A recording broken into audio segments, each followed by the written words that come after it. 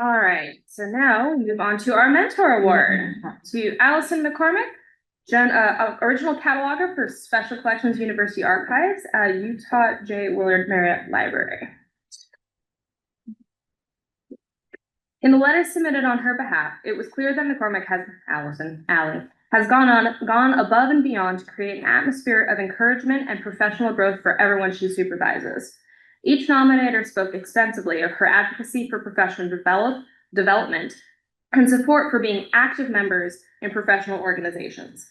They all also spoke of her patience and ability to tailor her instruction to each person's learning style. Through this, she has created a workplace centered around support where all members feel included and encouraged.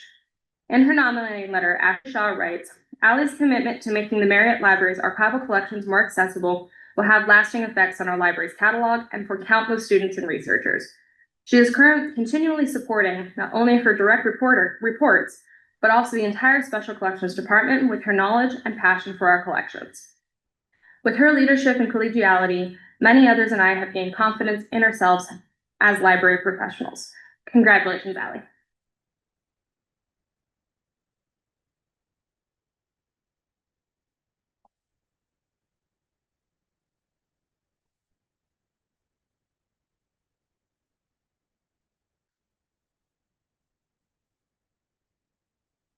All right, hi everyone. And I would like to say just a few things. So it is my great honor to accept this award today. I have benefited from many amazing mentors throughout the course of my career, and the only way I know how to repay them for how they have helped me is to pay it forward, to mentor and encourage and empower the next generation of cultural heritage workers. But that is increasingly difficult at a time when the very concepts of history and memory seem to be under attack. When our trans siblings are being told that they do not exist, that they have never existed, but that is a lie, and they know the truth. They remember. I remember. We will remember. We will not fall for the false promise of safety that comes from looking away just this once, letting it go just this once, complying just this once. Leafy, that river of forgetfulness, is a path whose only destination is Hades, and there is no amount of forced forgetting that can erase the essential dignity inherent in each and every one of us. To be a memory keeper is a great and weighty responsibility. May we all be found worthy of it. Thank you.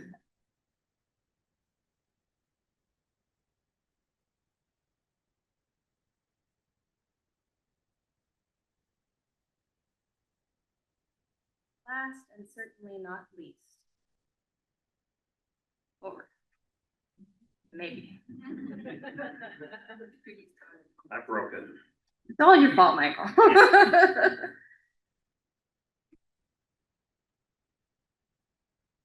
We'll get there, promise y'all. Sorry, I gotta move the Zoom bar. It's in the way. I feel like that's been the statement of the day. Okay. All right.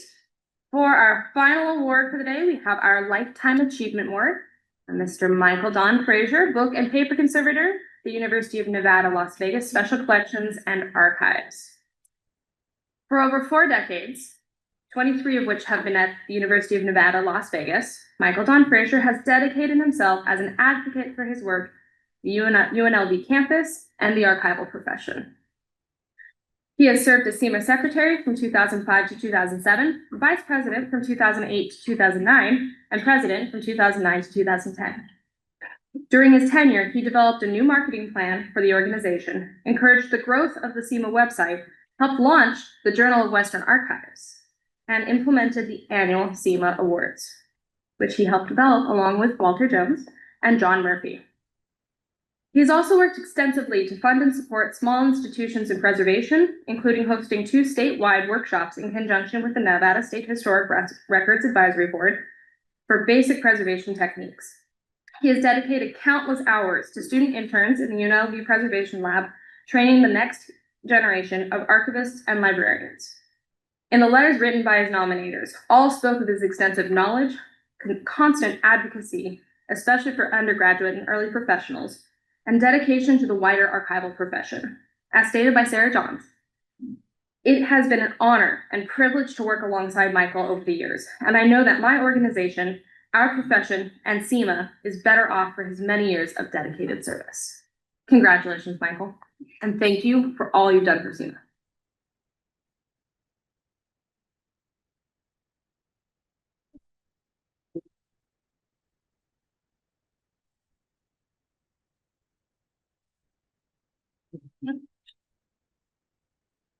Okay, so for those of you who know me, I will speak. And I want to keep this under 7 minutes. So please indulge me, and you don't have to ever see me again, so that's okay. I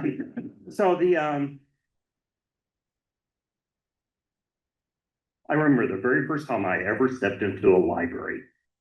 I was a young lad having problems with school. My dad decided one day just to take me out, me and him, and visit a library.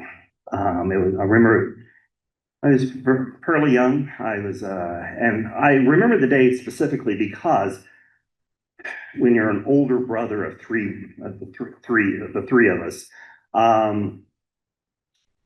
getting one-on-one time with the old man was just a rare event. So I specifically remember that day.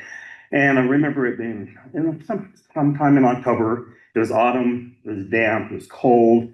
We stepped into the local library in Tulsa, Oklahoma, and just that whiff of paper, smells of leather, and just people running around.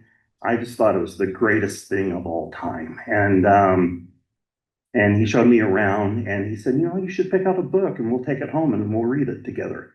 And I go, okay, how much does that cost? And I go, no, it's free. We get it, we're going to borrow it, and then we're going to bring it back later and get another one. I go, oh, okay, that's great. I said, what a great thing this is. And so I've, over the years, developed a love for libraries. Never thought about actually working in one until my senior year in high school.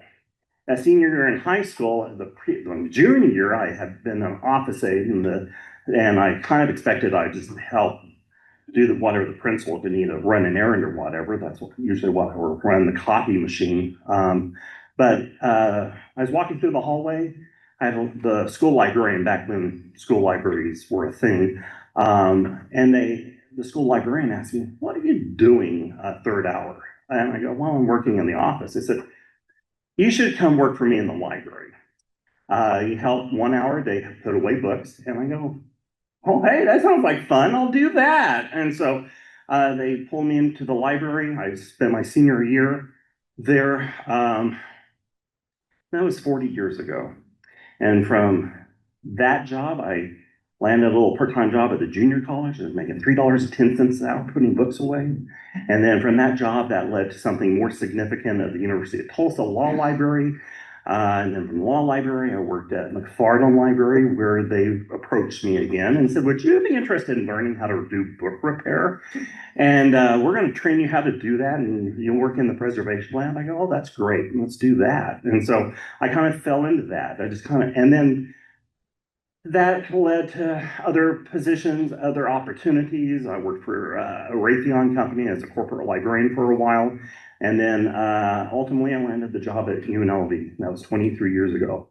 All told, been in the library archival position in one form or another for 40 years. But that said, looking back at all that, the suggestion that my name would ever be listed along the likes of Greg Thompson and Max Evans and Alan Verta and Karen Underhill and Walter Jones and John Silito and Melanie Sturgeon and Jeff Kintop and Guy Roca and Terry Nelson, Richard Turley, Patricia Smith Mansfield, Peter Michelle, Robert Spindler, Paula Mitchell, Matt Hayes, and Corey Neimer. That is an honor I never envisioned for myself. And it's one of the great honors of my life, and it's one of the deepest meanings. I want to thank the CIMA officers. I want to thank Brittany, Heidi, Julia, Heather. I want to thank you because we went through this year without really a lot of fanfare, but we have the first cadre of female officers in the history of this organization. So that just fact alone adds a little special flair to this award, and I want to thank you for that. Thank you for a brilliant year, and thank you for being definitely a highlight. I want to thank the CIMA Council, including Jessica Maddox, the Nevada Awards Committee. I want to thank you for the colleagues at UNLV who've been very supportive over the years and who wrote the nomination letter. Sarah Jones, my supervisor, Landon Palajai, who's here today, Tammy Kim, Sue Kim Chung. I also want to thank the library leadership, past and present, including our Dean Maggie Farrell and Sarah Quigley, Peter Michelle White, State Archivist of Nevada, Cindy Shane. And I want to say those thank yous and kind of reflect on a moment of when I was president. And when I was president, I felt like I had a very good presidency way back then. And part of that was, first of all, the president that I was vice president for about 2 months, and then the president that was elected stepped down. And so I was president of CIMA like for almost 2 full years. And so that in itself kind of laid the groundwork for a successful presidency.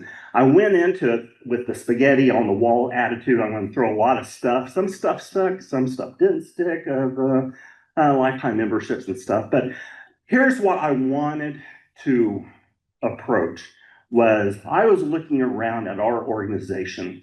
And yes, it was small, but it had a lot of heart. It had a lot of passion. And it had something, in essence, that I wanted to communicate, not only to ourselves, but to a larger audience. So I created a plan, a marketing strategy to kind of get our work out there. And it was a 3-tier plan. And that plan was fairly straightforward and simple. It was develop the website. The website at the time, think of the technology at the time, we had a web page, but we didn't have a website. And I thought the website could do more. Corey Neimer ultimately took that over, and he ran it for years. Also, there had been talk about launching the Journal of the Western Archives. I thought that was one of the greatest ideas ever. One of my good fortunes as president was that I was around to see that launch. And the Journal of Western Archives with CIMA was a founding sponsor. We were integral in its launching, and Gordon had. And today I just want to take a moment and thank Gordon for all of his work, Corey for all of his work, for work on both. Those jobs were not glamorous, they were hard, and but they have done CIMA and the archival profession a huge amount a huge service. And so I just want to thank both of them for their work over the years, because it's something that our area really needed, and they stepped up to the plate. So as a president, now keep in mind, my role in all of this is, if Gordon was the father of the Journal of Western Archives, I consider myself the drunk uncle handing out cigars back in the back. So I wanted to give credit. I wanted to give credit where credit was due.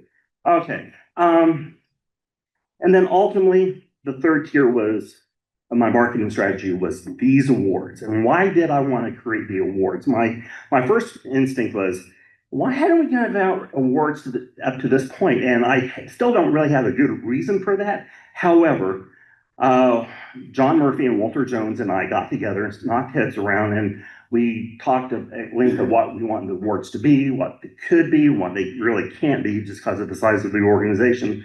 But first and foremost, we wanted service to the membership. We wanted to recognize excellence. We wanted to announce successes, our group successes, but our institutional successes as well. We want to document our history. We want, when people look back and go 20 years from now and go, who was this Fraser guy? Well, they go, oh yeah, he won the award. Yeah, you have a better understanding of the history of CIMA.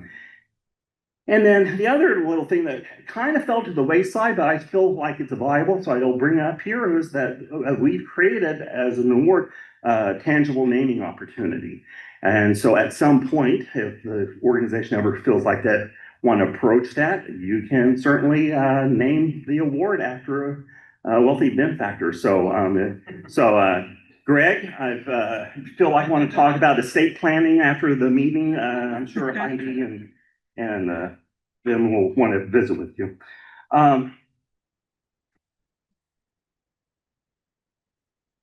the creation of the awards is probably will be one of my lasting legacies, and it's going to be one that I'm most proud of.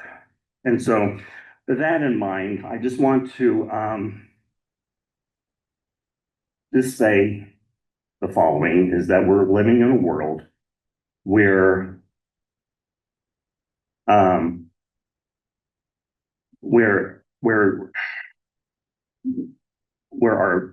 there's new challenges, and Allison was mentioning some of those challenges just a minute ago. We're living in a world where, for political expediency, our museum collections are being decimated. We're the African American Museum in Washington, D.C. They're pulling down the Woolworths counter at universities across the nation, and at the military academies, they're withdrawing library books.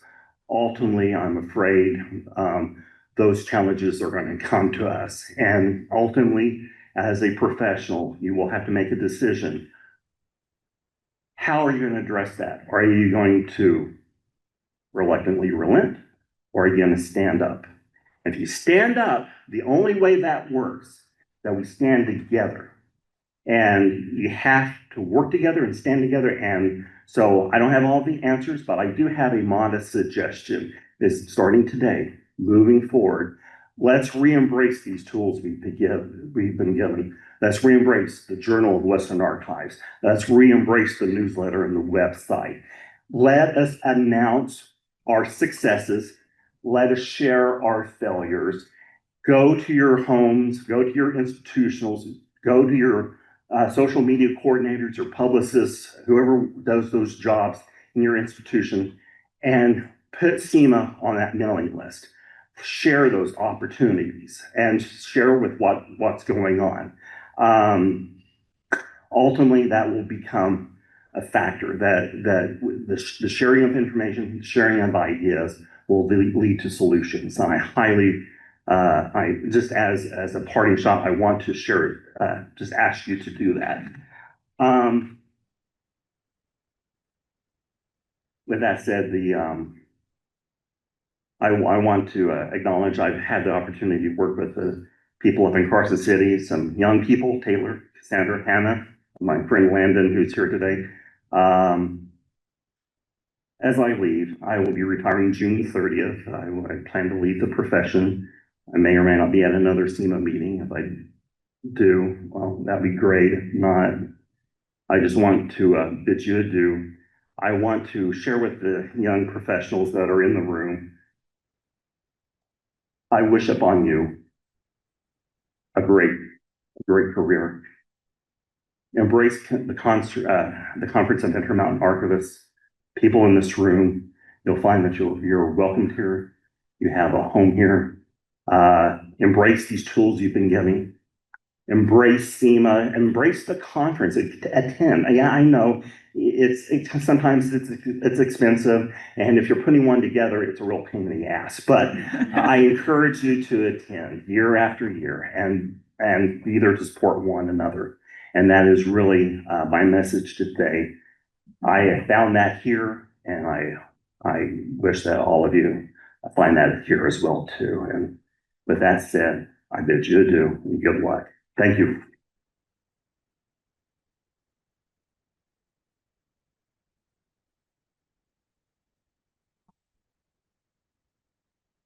Thank you, Michael. I wasn't planning on saying anything, but I feel like I need to.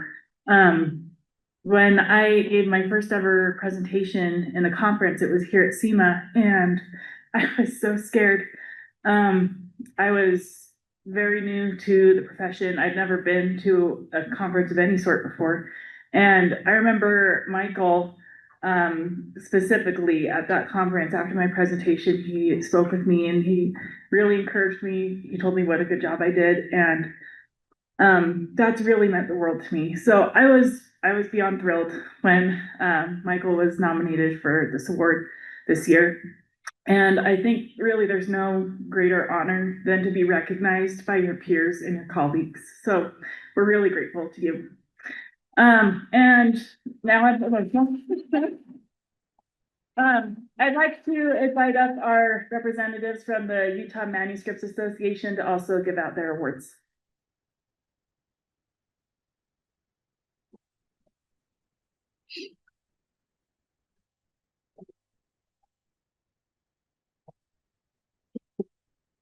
Clint's just gonna stand over there.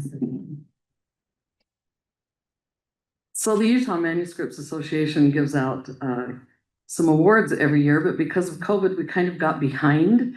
And we got behind because we kept having these Zoom meetings instead of face-to-face. And so this time we were like, okay, we're going to do this at CIMA so that we can all be here together. And I just wanted to tell you just one paragraph about who it's Dr. Everett L. Cooley Award that we celebrate.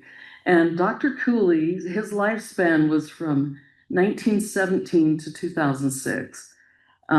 He's impressive. So Dr. Everett's passion for history was evident in his professional achievement, which included Utah State Archivist, Associate Professor at Utah State University, Director at Utah State Historical Society. Yep, put your bag down, Clint. Editor of the Utah Historical Quarterly, Assistant Director of the Marriott Library and U of U Archivist, Professor in the U of U Library, General Editor of the Tanner Trust Fund Series, Professor of History at the U of U, Director of the Red Butte Press, Collections Specialist at the Marriott Library. He was a Professor Emeritus of History at the U of U. And then Everett was also the chairman of the committee to establish the Utah Heritage Foundation. So it was said of him, Everett Cooley has spent his career upholding the highest standards in his profession. His knowledge is unlimited. His scholarship is impeccable. His integrity is impeachable, and his character is irreproachable. So I want you to remember that as you think about this Cooley Award, and really, it's a cool award. So we have two people that we're going to celebrate today. And first, I want to invite up Jay Burrup. And as Jay's coming up, Jay worked for, are you retired, Jay? The Church History Library in Salt Lake. And Jeff Anderson wrote, I hope all things from Jeff are good and safe. So this is from Jeff Anderson. He said, I first met Jay back in 1989 when I started working for the historical department. Jay was working on our cataloging team. Over the years, Jay moved from cataloging to acquisitions to reference.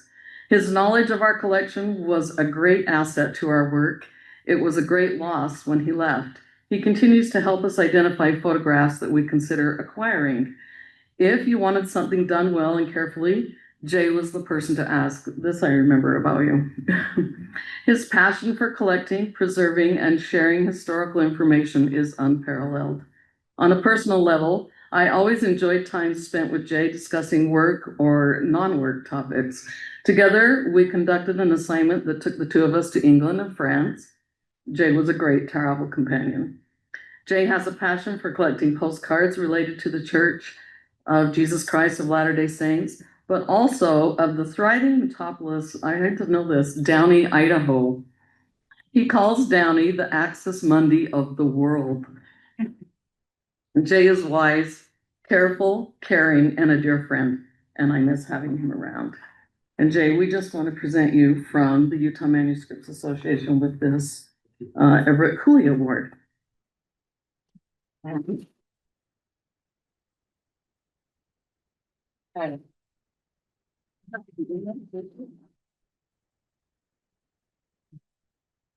Thanks. Thank you.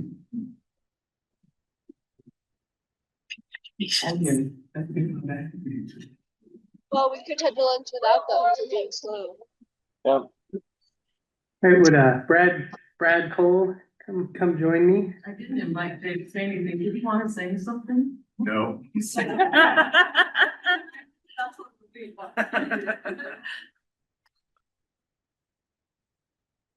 All right, tables have turned a little here.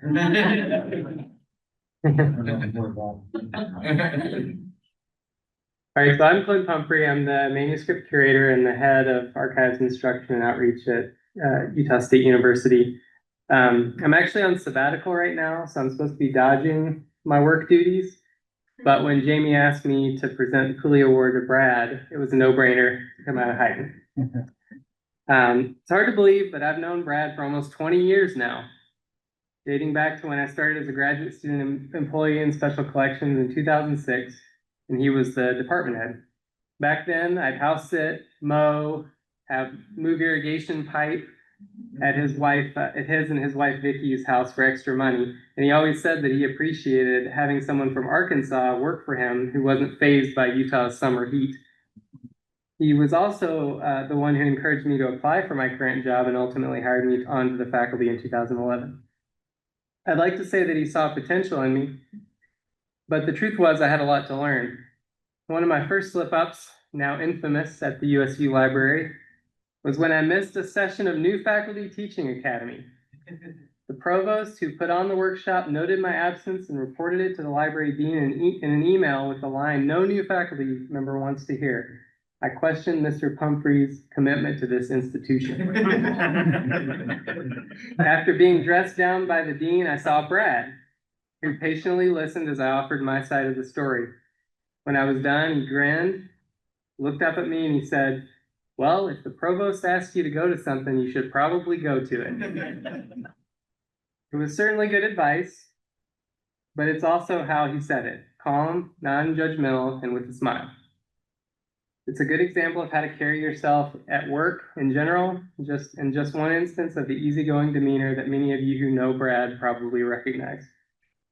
An excellent mentor, Brad was always sure to loop me into CIMA presentations, and he had me take his place on the Utah Manuscripts Association, one of the best networking opportunities that I had as a young archivist.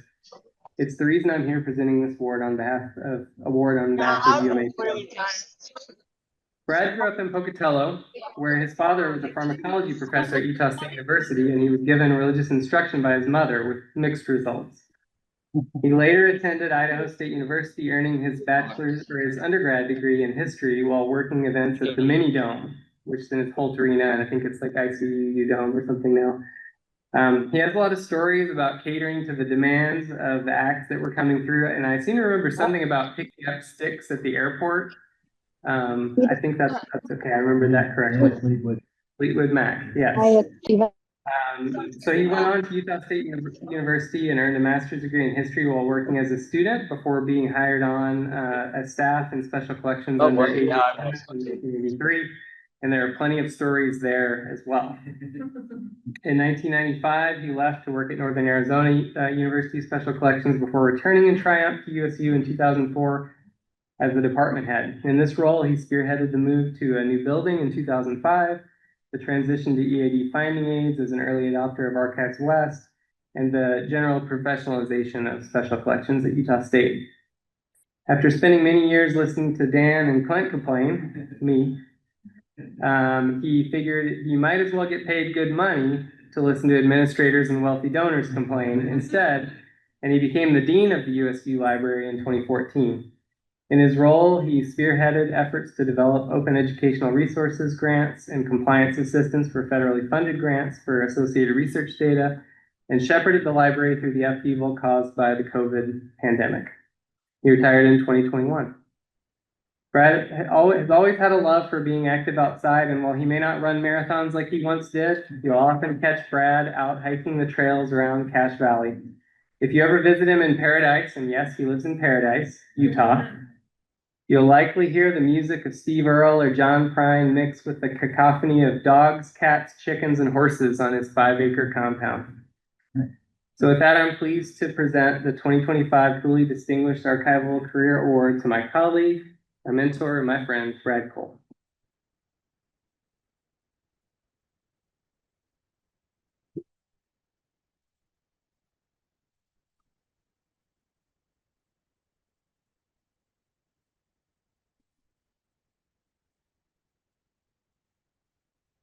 I'll make a couple of comments, but I'll make it quick.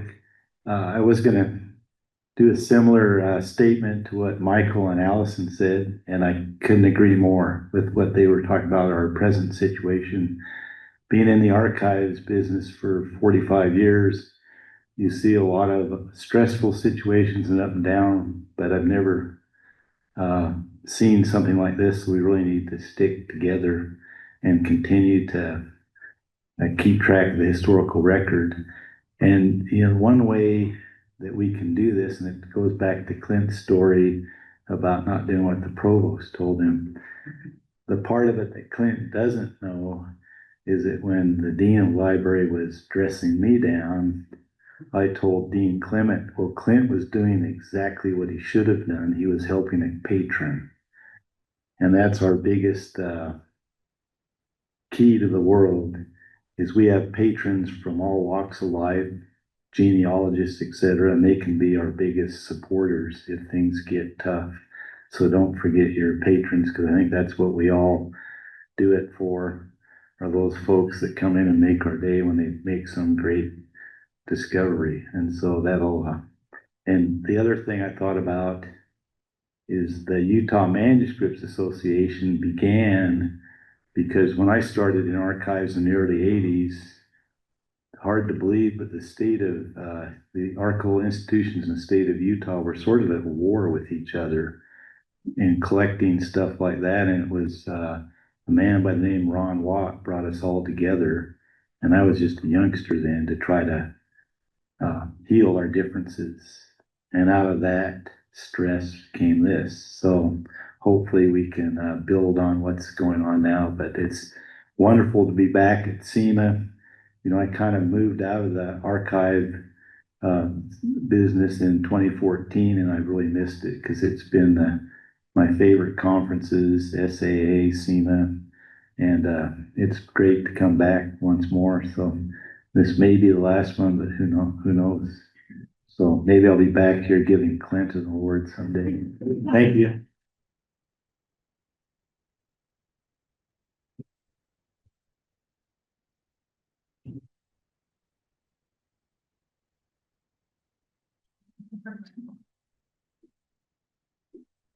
Thank you to our Utah Manuscripts Association friends. Yeah, chase them down. You have to take your award. We're really grateful that you could join us today and share this special award with us in our meeting. Our treasurer is not here, so I'm going to share our treasurer's report. I'm not sure if the clicker, oh, it's working now. Okay, great. So the treasurer is responsible for all financial transactions of CIMA, for keeping an accurate record of those transactions and reporting to the CIMA Council and the general membership on the financial condition of the organization.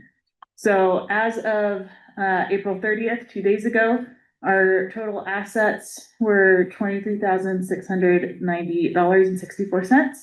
Our total liabilities was $1,295.08, and our total net assets was $22,395.56. So we're sitting right where we want to be. And I can also say that we were within budget for this conference. So when all of the bills come through for this conference, we will still be where we need to be. Our total income from May of last year through April of this year was $17,814, and our total expenses was $15,216. Also, our treasurer wanted to express her deepest appreciation to our previous treasurer, Gina Strack, for all the work that she has done to bring CIMA into IRS compliance and to structure the finances to help make this organization a smooth sailing ship. Gina really did a lot, and we are very grateful for that because it has really helped as we've been moving forward this year. So thank you.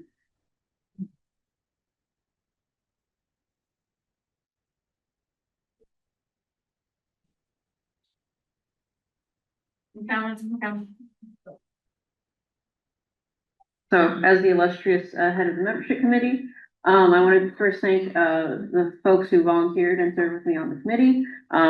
They put up with a lot of emails, and so I'm thankful for their input. Just some quick highlights. So our numbers for 2025, which Heather has very graciously gotten for me, we have 190 members total.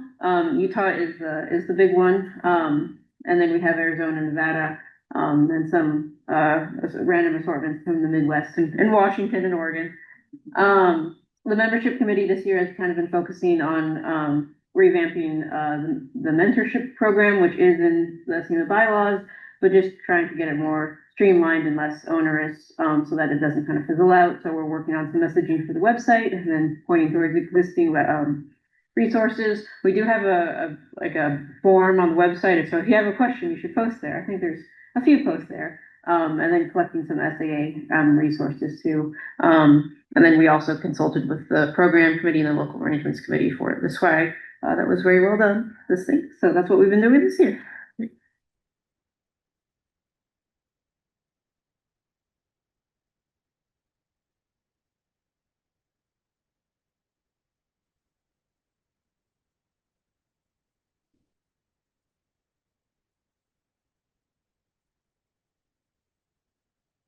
All right, I'm just representing the communications committee. I kind of brute forced my way onto it earlier, last year.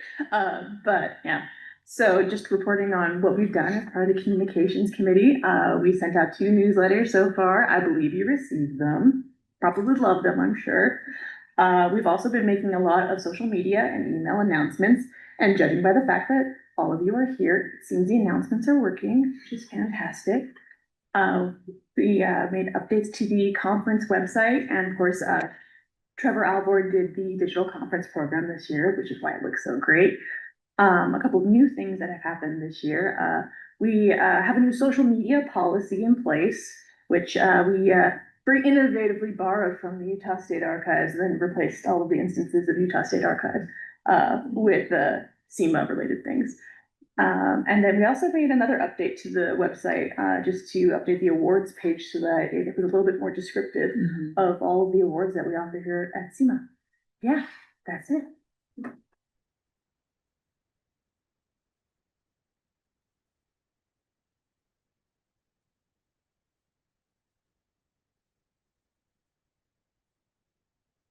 Oh, diversity, equity, inclusion, and accessibility. These are principles that are important to us as archivists and colleagues. This year, we proposed a fall caucus DEIA speaker, Fallon Carey. She's from the National Native American Boarding School Healing Coalition. She became the keynote speaker, and we got great feedback on that. And we also provided a stipend. We hope to be able to continue to do that. I, as the DEI committee chair, wrote an article on developing reparative language practices for our CIMA fall newsletter. And one of our committee members was appointed as a program committee liaison for the spring conference, and she did great, making sure that we had lots of DEIA topics for our conference. And I personally have just been so inspired by what I've heard, and everybody's doing such great work. So thank you so much.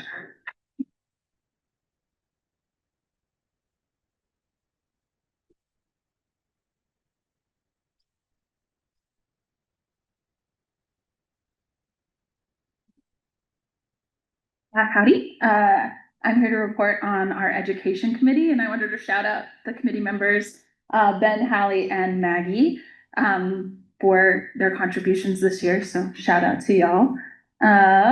I divided mine into a success, a challenge, and a possibility. That was my report for our education committee.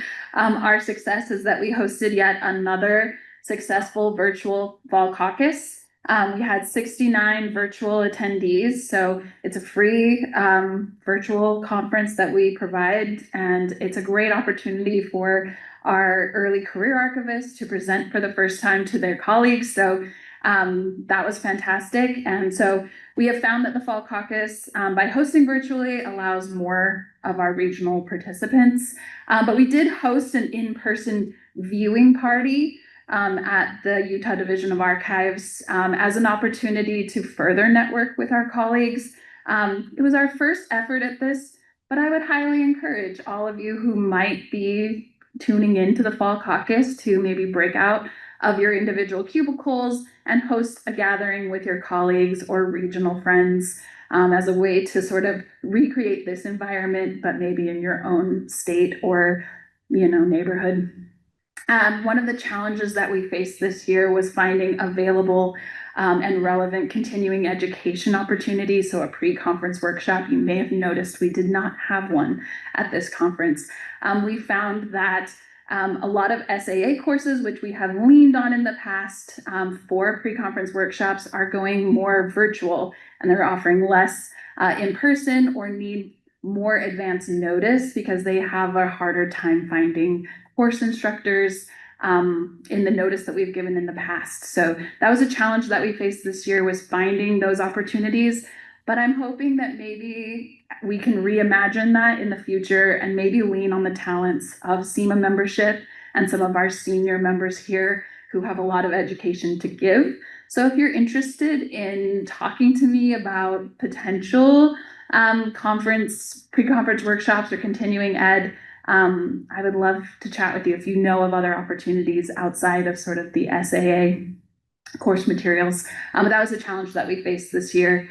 And then a possibility again was exploring tapping membership to teach workshops for especially our early career and what we've coined emerging archivists, perhaps people who are exploring this field and need to know more, people who might live in rural communities that are managing historic records that could borrow our talents and skills. So that's a possibility that our team has sort of identified as a potential possibility for us in the future. So yeah, and then the other thing that our education committee did was award our Steve Wood scholarship recipients who we provided funding to help be here today. So Michelle, Hannah, Tanya, Jessica, and Jessie, wave your hands if you're here, and hooray, congratulations you guys for being scholarship recipients. So that, yeah, that concludes my education committee report. Just hang around. All right, I am excited to announce our election results. The election results were sent out in email, so you might have seen these already, but we want to formally recognize our new CIMA officers and council members. So our incoming vice president, president-elect is Kimberly Anderson of University of Nevada, Reno. Is Kimberly here? She's online. She's online. Okay, great. We are very excited that you're joining us, Kimberly. And our secretary, I know, is here, Jim Kitchis. You want to stand up, Jim?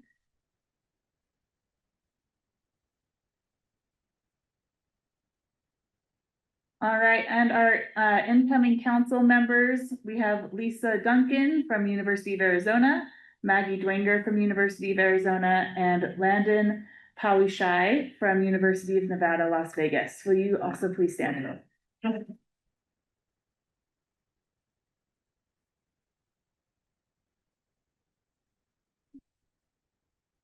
All right, and our new president, I actually need, oh, that was the sneak peek. Okay. I need to invite up our past president, Trent Purdy. So I could not attend last year's CIMA conference. I got COVID right before the conference. So I never actually received the presidential items. So Trent is gonna give those to me and I will immediately give them to Heidi. We're now sponsored by Whole Foods. I have all intentions to mail them, but within a year, you know, that's fine. There's 3 items, all right, 3 items. This one was made by Ryan Lee, President. Congratulations. Congratulations. Why isn't the dude in the suit? Because Ryan Lee made it. This will get you through December.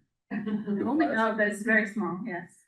Oh, okay, I need to sign it. You need to Yeah. sign it. See, so the pen I used is really big. And my name on the back is really large. There's signatures on it. So It's really small. use a small pen. I will sign it shortly. This will help you come program time. For the calendar years, for the plan. That's right. You also sign it. I did. I'm really answering. Congratulations. Thank you. Congratulations. Congratulations. And I'm going to invite Heidi to stay up here and give an announcement for next year's conference. Hello, everyone. thank you for trusting me to be CIMA president. This is the most exciting thing to ever happen to me. Yeah, I'm usually behind the scenes doing things and not in charge, so fingers crossed. Yeah, I'd like to announce to all of you that in 2026, CIMA's headed back to Utah, and we are going to be hosting it in Cedar City, Utah. Date exact to be determined, but please keep a lookout to those newsletters and emails for an exact date, but I'm hoping to see you all there. I think a lot of our speeches today have been really great, talking about the ways in which being involved can improve not only your career, but enhance this community. So I hope you're feeling the CIMA spirit and are carrying it through the next year. I'd love to see you guys volunteer to be on committees, chipping in. We're gonna have a call out for, do we have a slide for it? No? We'll have put out a call for local arrangements committees. So if you're based in Utah and wanna help be on the program committee or the local arrangements committee, we'd love to have you. If you're not based in Utah, we meet virtually. We'd love to have you as well. So I'm looking forward to continuing this great community. So yeah, here's to the years ahead.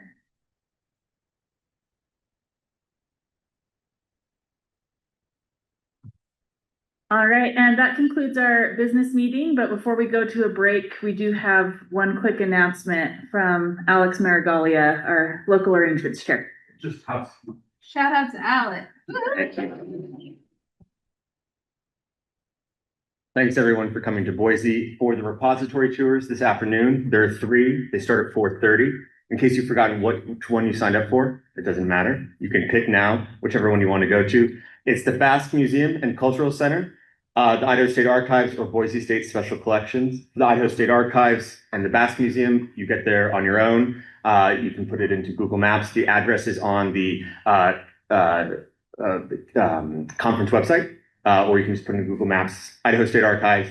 It will show that it's closed, but you can just go in the front door. We've arranged to have them open. And then the Basque Museum is down on the Basque Block on Grove Street. And then if you want to hear Gwen and myself talk about the great things we have at Boise State, you can it's on this floor, just walk across the other side of the floor, and we'll start all those at around 4:30. So enjoy the last few sessions of the conference. Thanks again for coming to Boise.